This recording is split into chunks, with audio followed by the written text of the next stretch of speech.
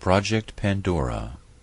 In 1953, the Russians began to bombard the U.S. Embassy in Moscow with electromagnetic radiation in the microwave spectrum, but the fact was kept secret from the embassy employees.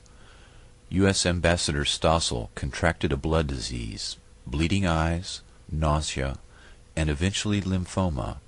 He and other employees eventually died as a result of the microwave attacks. Dr. Henry Kissinger sent a secret memo giving hazard pay to embassy personnel in the 1970s. Before the attacks, the USSR had met with the U.S. to try to head off an arms race in electromagnetic weapons, but were refused. In retaliation, they began microwaving the U.S. Embassy. It is possible that the U.S. government took advantage of the situation and used the embassy staff as microwave guinea pigs. The Department of Defense's Advanced Research Projects Agency, ARPA, set up a lab at Walter Reed Army Institute of Research and participated in Project Pandora. Scientists began zapping monkeys to study the biological effects of highly concentrated microwave frequencies.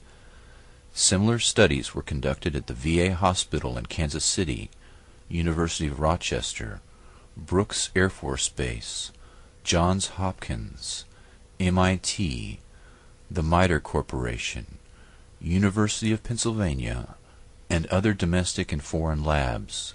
In one study, Dr. Jose Delgado experimented on 4 human subjects using radio waves, reporting they experienced different emotions, sensations, and colored visions.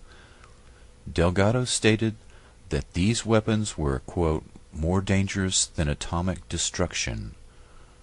With knowledge of the brain, he said, we may transform, we may shape, direct, roboticize man. I think the great danger of the future is that we will have roboticized human beings who are not aware that they have been roboticized, unquote. Dr. Delgado was in fact responsible for the development of a brain transponder that was used to roboticize human subjects.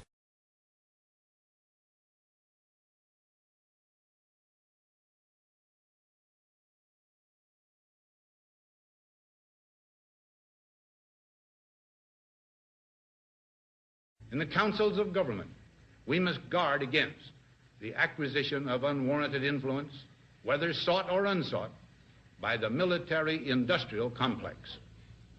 The potential for the disastrous rise of misplaced power exists and will persist. 5, 4, 3, 2, 1.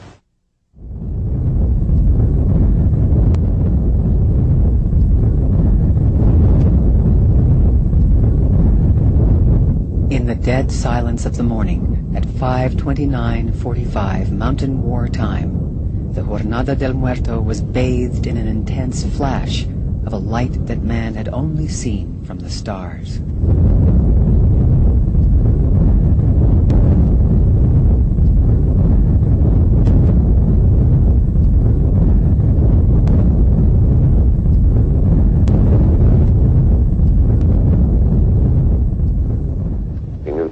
Not be the same. Few people laughed. Few people cried. Most people were silent. I remembered the line from the Hindu scripture, the Bhagavad Gita.